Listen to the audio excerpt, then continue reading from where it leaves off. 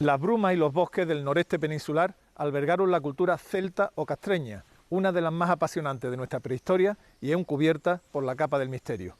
Vamos a adentrarnos en ese mundo celta para tratar de desvelar los secretos de su origen y de su esencia.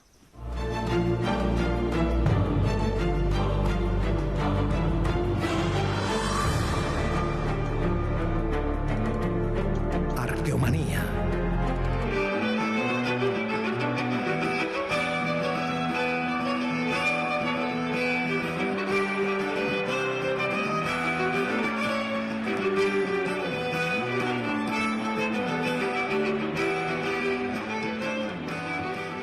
El mundo celta rezuma misterio, envuelto por la bruma de su leyenda. La evocación de su recuerdo aún estremece en muchos lugares de España y de Europa. La música y las fiestas celtas son un reclamo para muchas personas que se sienten atraídas por una cultura que es poco conocida y que guarda muchos secretos. El primero de todos ellos es probablemente el más determinante. ¿Se puede hablar realmente de celtas en la península ibérica? Si hay un elemento definidor de lo céltico, es el castro. Estos bellos poblados fortaleza, que pueden verse en la meseta y en los bosques del noroeste peninsular, dan nombre a la cultura castreña, antes conocida como celta. En el corazón de la España húmeda, en el noroeste de la península ibérica, se desarrolló la conocida cultura castreña. Es una cultura prerromana y tuvo de alguna forma una relación amplia con el mundo celta. Queremos conocer esta relación y para ello vamos a visitar y estudiar los principales yacimientos hasta ahora conocidos. Los romanos los llamaron celtici, probablemente por influencia del término griego keltoi, que significa bárbaro. Los celtas son un conglomerado de pueblos indoeuropeos de la Edad del Hierro, cuyo origen y difusión está sometido a debate. La Hispania céltica en realidad comparte con el resto de toda Europa occidental una base que es étnica. Y étnica supone al mismo tiempo elementos de cultura material y tecnológicos, que son los que vemos los arqueólogos, elementos lingüísticos, que es la lengua, elementos ideológicos, que es la religión, y sobre todo una cosmovisión, lo que llamaríamos vulgarmente la visión del mundo. En eso es como ahí es donde podríamos definir la Hispania céltica dentro de todo el mundo celta. Pastores y guerreros, adoradores de dioses relacionados con la naturaleza, los celtici hispanos no supusieron un grave problema para los romanos, quienes después de vencer a los cartagineses en las guerras púnicas, comenzaron a dominar la península de sur a norte y de este a oeste. Para romanos y griegos, todo aquello que escapaba a su ecúmene, de su espacio sociopolítico y cultural, era bárbaro, territorio de celtas. El mundo celta es un mundo que políticamente desaparece con el Imperio Romano. Conquistan la Galia, conquista Hispania, conquistan Britania, queda solo Irlanda, aislada, y que era realmente un país periférico, incluso dentro del propio mundo celta. Pero el que se conquiste una cosa no quiere decir que no haya perduraciones. Se perdió un elemento importante, o casi se perdió, como era la lengua. Pero basta con ver cuántos pueblos españoles tienen todavía, cuántas ciudades españolas tienen un nombre celta. Toledo, Lugo, Segovia, tantas otras que podríamos citar, para indicar que ese mundo ha perdurado, y sobre todo ha perdurado en la forma de ver la vida y en las tradiciones populares. Los castros definen nuestro espacio celta. Ahora bien, ¿podemos considerar plenamente integrable nuestro mundo castreño peninsular con el espacio celta europeo? ¿Fueron realmente celtas sus habitantes? Trataremos de responder estas preguntas fundamentales, pero antes vamos a conocer los castros que lo definen. El castro es un poblado fortificado que acoge en su seno las típicas cabañas circulares que le confieren un evocador aspecto orgánico. Pero el castro es, sobre todo, una formidable fortaleza, con feroces murallas y líneas de fosos defensivos. Alberga en su interior las cabañas de habitación y algunos elementos de vida colectiva, como las saunas o las casas comunales. Aunque el mundo castreño guarda una evidente relación con el espacio cultural celta, no podemos identificar lo castreño con lo celta. ¿Qué entendemos exactamente por la cultura castreña? Pues por cultura castreña entendemos un concepto amplio que abarca aproximadamente unos 1000 años de la historia de Asturias, que tienen en común el hecho de que el castro, los poblados fortificados, hubiesen sido el centro de la vida de sus comunidades. Dentro de ese epígrafe incluimos periodos muy diversos que van pues, desde finales de la Edad del Bronce, toda la Edad del Hierro y también los primeros siglos de implantación romana en esta región. Hablamos de Asturias, pero la cultura castreña es más amplia, ¿no? ¿Qué parte de España y Portugal correspondería? De una forma muy grosera podríamos decir que es el cuadrante noroccidental de la península, al norte del Duero hasta el Cantábrico, y por el oeste los límites orientales de la actual región de Asturias y la provincia de León, tomando quizás también algo de la parte de Cantabria, pero desde luego el núcleo principal está en la zona noroccidental de la península.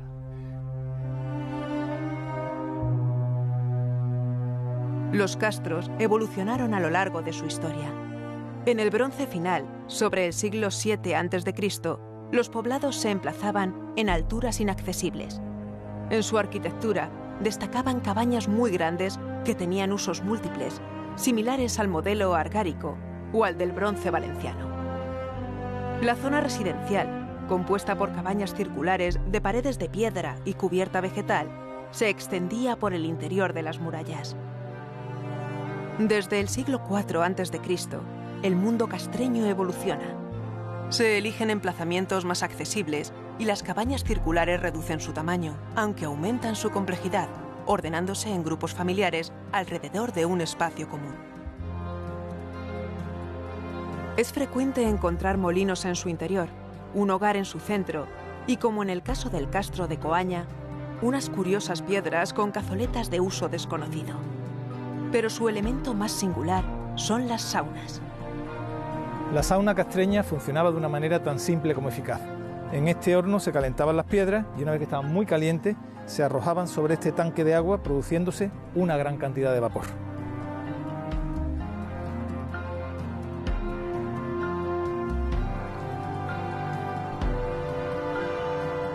La construcción de la sauna es espectacular. Atravieso ahora su cámara central, que se encontraría cerrada por una bóveda, para dirigirme en su exterior a un elemento realmente singular: esta enorme pila de granito con el cual terminaría el rito del baño. ¿Qué significado tenía esta sauna? Para algunos se trataba de un acto higiénico, social, para otros sagrado e incluso de iniciación, donde entraría el niño y terminaría saliendo el hombre nuevo. Puede que la sauna tuviera un componente simbólico, pues representaba a las deidades acuáticas de costas, ríos y manantiales. Conocemos algunos de los nombres propios de este panteón acuático venerado en los castros, como Deva y Navia. Otro elemento característico de los castros son sus grandes cabañas comunales, al modo de las longhouses inglesas.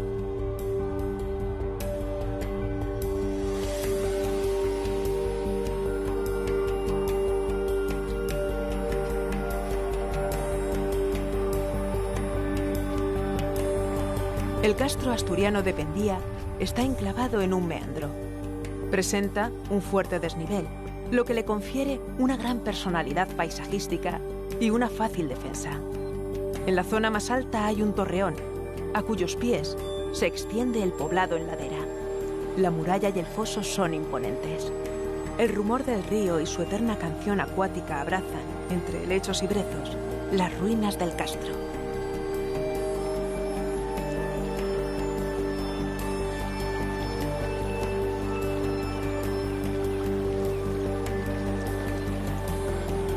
Las cuestiones políticas y religiosas del castro se dirimían en un espacio común que se llamaba la Gran Cabaña Comunal.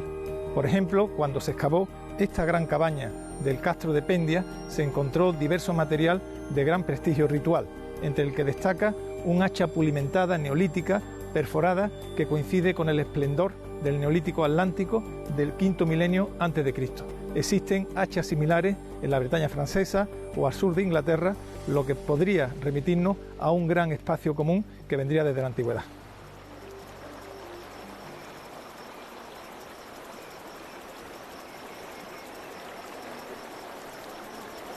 El castro siempre es un recinto fortificado. Sus murallas son de más de 5 metros de altura y 1 de grosor, como en Coaña y Pendía, en Asturias, o Santa Tecla y Borneiro, en Galicia. Estos últimos poseen 3 líneas de muralla. Los fosos, profundos y excavados en roca, anteceden a las murallas, reforzando su eficacia defensiva. Los costeros usan los acantilados como protección insalvable.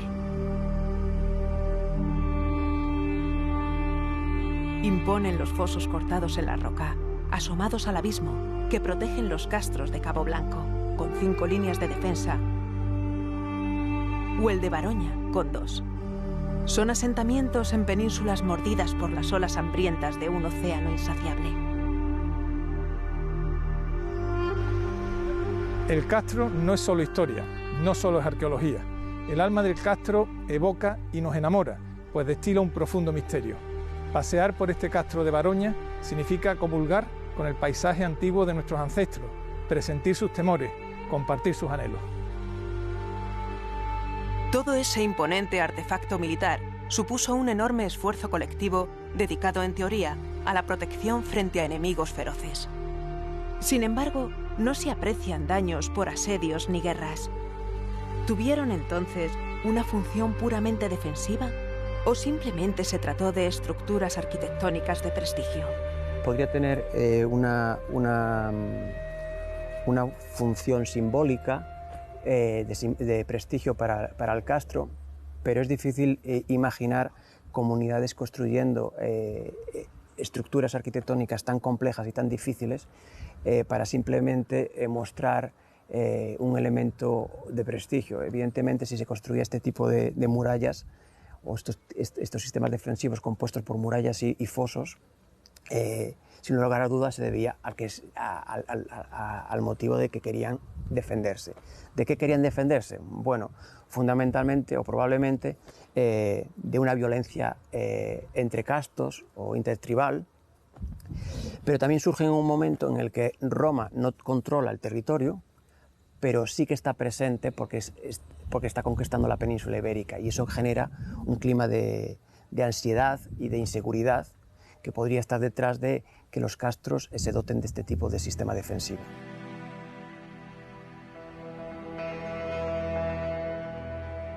A partir del siglo IV a.C., en la conocida como Segunda Edad del Hierro, comienza la época de esplendor de la cultura castreña, que alcanzaría su cenit en el siglo II a.C.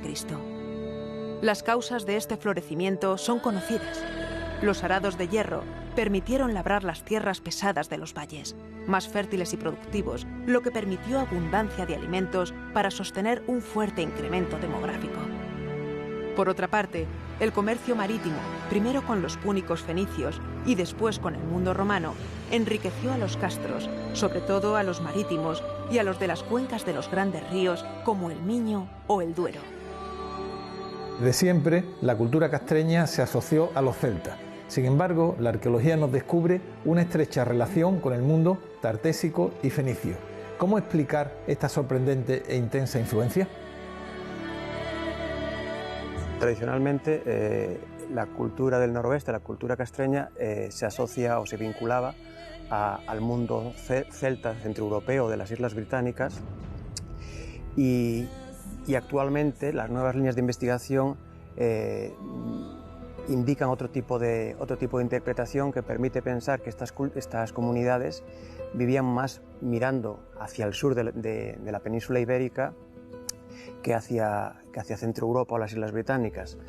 ¿Qué compartían con Centro Europa o las Islas Británicas? Básicamente un estilo de vida similar, un modelo de asentamiento similar, el denominado castro, pero a partir de ahí la cultura material es completamente diferente, y cuando analizamos los objetos o elementos que se intercambiaban, esos objetos nos remiten siempre a un contexto del sur de la península ibérica.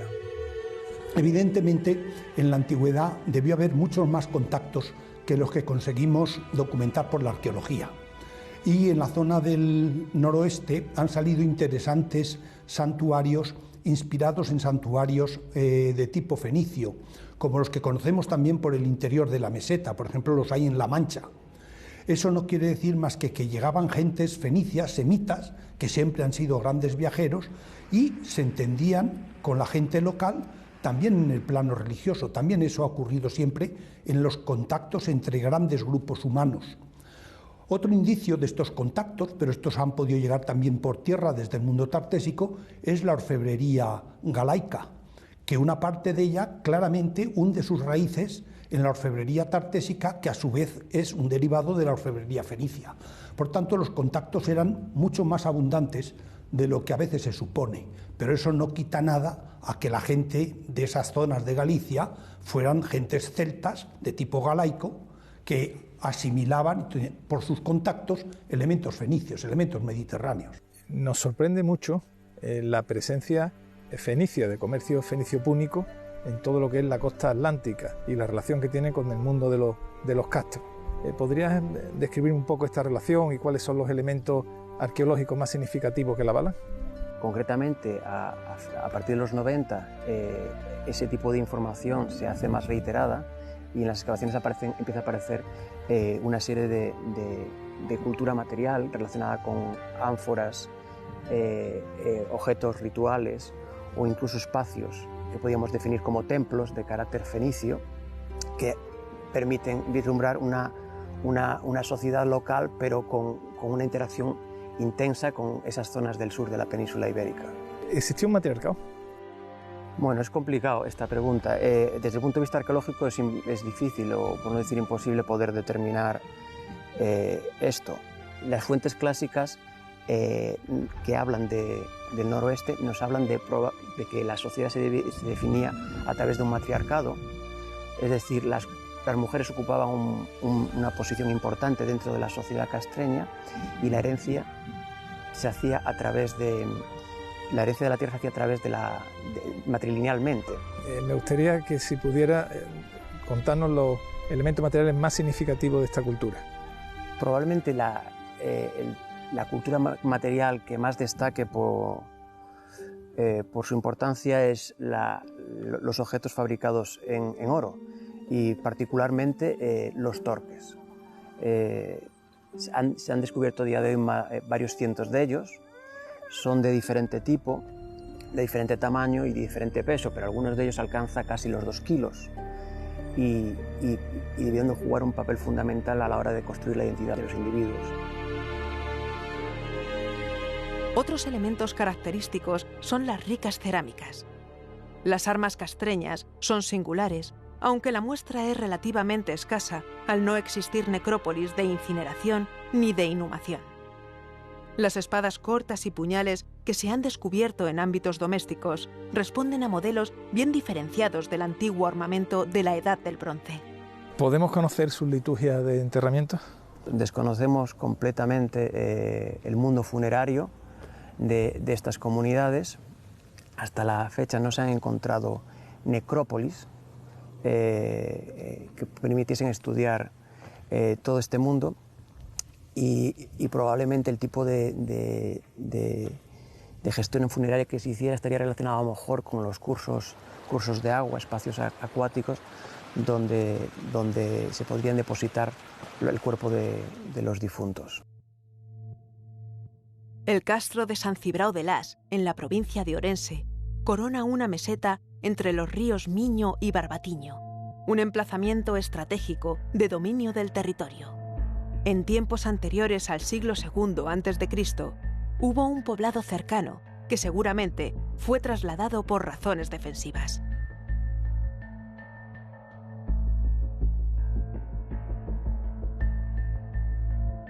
En San Cibrao se pueden ver 2 recintos amurallados, uno más extenso que delimita todo el castro y otro de menor tamaño que ciñe la acrópolis, denominada Croa en el mundo castreso. En el yacimiento se aprecian restos de grandes casas y de las puertas de acceso, un sistema pensado para dificultar el paso.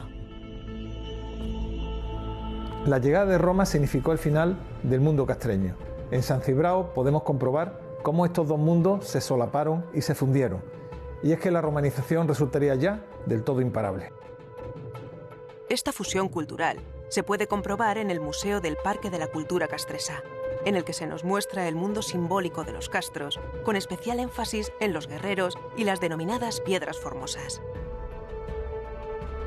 Algunos autores defienden que estas piedras formosas, las saunas, son un sincretismo de los cultos de Cibeles y de la diosa céltica Cailleach, una adoración a la Magna Mater, a la Madre Tierra que Cibeles encarna.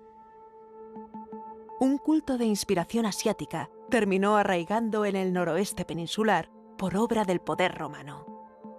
La influencia de Roma fue clave en la adopción de nuevas formas de comercio. El oro del noroeste era demasiado preciado. Las legiones romanas sometieron el septentrión para asegurarse su extracción y comercio. En Galicia o en las célebres médulas de León, los yacimientos auríferos condujeron a la definitiva expansión romana y al control absoluto de la península ibérica. Tácito afirmó que en Termancia había muerto la España antigua. Y es que la llegada de Roma supuso un proceso de aculturación. Por ejemplo, en las ruinas celtibéricas de Tiermes se aprecia más Roma que la huella pretérita de los arébacos. Hasta ahora hemos conocido a la cultura castreña asociada a la España verde, pero los pueblos celtíberos también pertenecen por derecho propio al mundo celta. ¿Quiénes fueron estos celtíberos? ¿Por dónde llegaron a la península? ¿Cuándo lo hicieron? El mundo celta tiene en España dos aspectos. Hay un mundo celta atlántico muy antiguo que se remonta sin duda al Campaniforme, lo hemos podido constatar recientemente gracias a los últimos avances en las investigaciones de ADN, y luego hay otra llegada de gentes con una lengua distinta dentro de las propias lenguas celtas, que llegan desde los campos de urnas de Europa Central, penetran por la zona del noreste y el Valle del Ebro y acaban asentándose en las altas tierras de la meseta oriental y del sistema ibérico. Esos van a ser los celtíberos, que tienen por tanto su gran personalidad dentro del mundo celta hispano y dentro de todo el mundo celta de Europa. La Celtiberia fue un extenso territorio que ocupó el centro y el noroeste peninsulares. Los textos clásicos denominaron la ciudad de Segóbriga como Caput Celtiberiae, como cabeza de la Celtiberia. Esto indicaría uno de los límites del territorio, que llegó hasta la Clunia romana, en la actual Coruña del Conde, en Burgos. En este gran territorio celtibérico habitaron carpetanos, arébacos, betones o baccios, entre otros.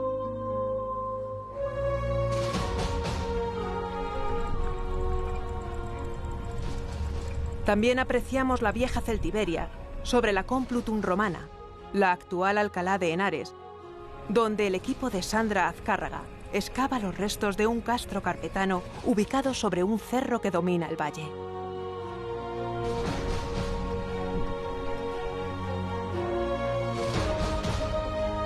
El episodio más conocido de la historia de la Celtiberia es el asedio y posterior caída de Numancia. A nivel mundial se habla, ¿no?, de la resistencia numantina y se habla de la defensa numantina. En el contexto del mundo celtibérico hay distintos pueblos y concretamente Numancia corresponde a los arébacos. Nos dice Apiano que Numancia era la más poderosa de los arébacos. Conquistar Numancia suponía claramente para los romanos poder articular el Valle del Ebro con el Alto Duero, asegurar las comunicaciones entre el Valle del Ebro y el Alto Duero y a su vez, lógicamente, controlar el vado sobre el río Duero. Todo eso le proporcionaba claramente un apoyo, creo que completamente imprescindible, para luego seguir conquistando el resto del Valle del Duero y por tanto el resto de la meseta. El enfrentamiento entre las ciudades celtibéricas y Roma es muy largo, dura 20 años. Los romanos se referían a la manera de combatir del mundo celtibérico como concursare. ¿Cómo podríamos traducir el término concursare? Como guerra de guerrillas. Nos dice algún autor que los romanos fueron los que se sintieron conquistados por la gesta numantina. Y esto es así hasta tal punto que es la ciudad más citada en la antigüedad, más de 300 veces por más de 20 autores. Más de 20 autores como referencia de la lucha o como ejemplo de la lucha de un pueblo por su libertad. La historia de los pueblos prerromanos sería barrida por el vendaval del mayor imperio que verían los siglos, Roma, que adoptó a las ciudades aliadas, pero que exterminó a las poblaciones celtas o íberas que se le resistieron. Pasó en Numancia y también en el Cerro de la Cruz, en Almedinilla, Córdoba, que sería arrasado durante las guerras lusitanas. Tras la conquista de Roma, el mundo celta no desapareció por completo, porque su cultura continuó y aún continúa influyendo las costumbres, los nombres y los símbolos de amplias zonas de España.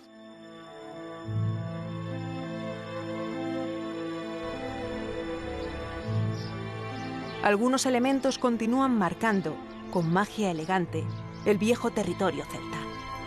Tal es el caso de la piedra de Nuestra Señora en Coaña, Asturias, en realidad una estela discoidea de época castreña. Algunos arqueólogos están convencidos de que la influencia celta llegó hasta más allá de hasta donde ahora se creía.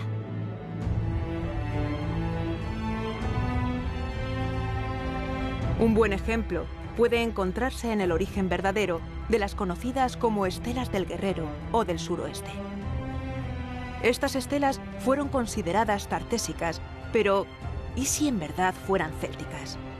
Lo que los autores romanos denominaron Keltoi no era otra cosa que los celtas del suroeste peninsular.